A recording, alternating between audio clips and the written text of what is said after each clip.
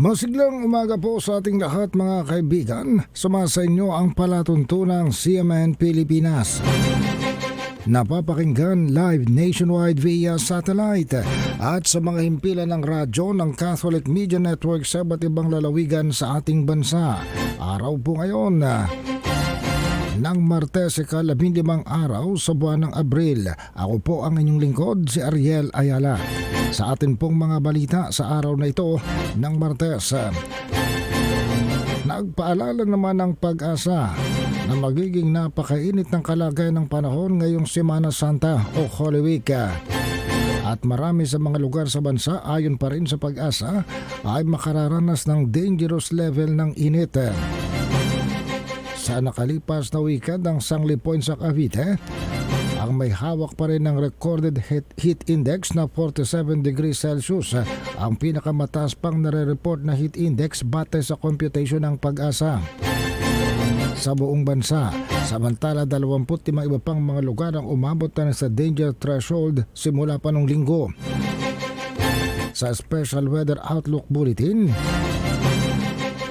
ngayong linggong ito, sinabi ng Pag-asa Weather Division Chief na si Juanito Galang na ang pinagsamang epekto ng easterlies at ang frontal system ang patuloy na magiging dominant weather pattern sa buong linggong ito sa bansa, na magkakaroon ng warm and humid condition sa buong bansa.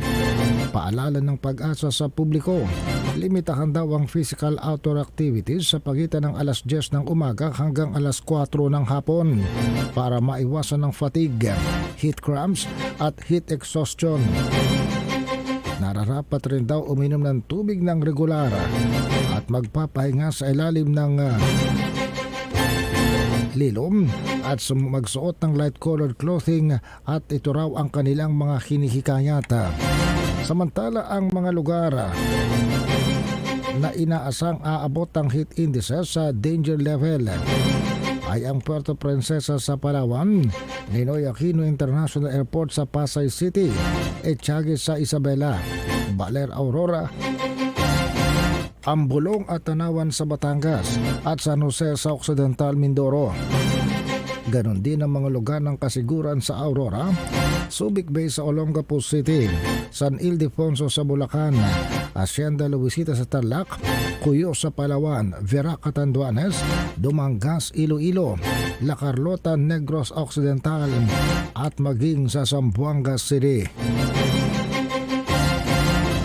Samantala, inaasahan din na magkakaroong dangerous level ng heat index ang ilang mga lugar pa rin gaya ng Iba, Zambales, Muñoz, Nueva Ecija, Camiling, Tarlac, Los Baños, Laguna, Mambusao, Capiz, Iloilo City, Catarman sa Northern Samar, Baybay, Leyte, Dipolog, Zamboanga del Norte, General Santos City. Sabi pa ng Pag-asa.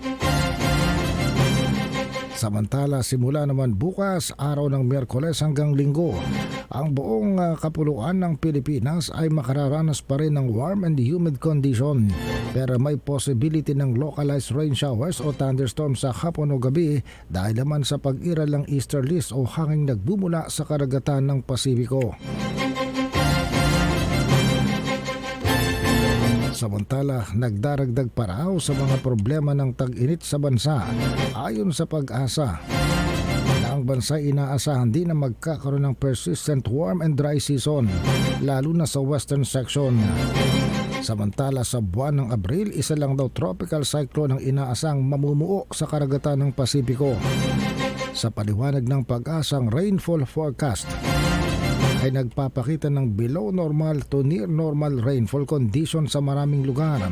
Ang Bataan at ang Cavite ang inaasahan na magkakaroon ng mas kokonting mga pagpatak ng ulan kumpara naman sa normal nitang nararanasan.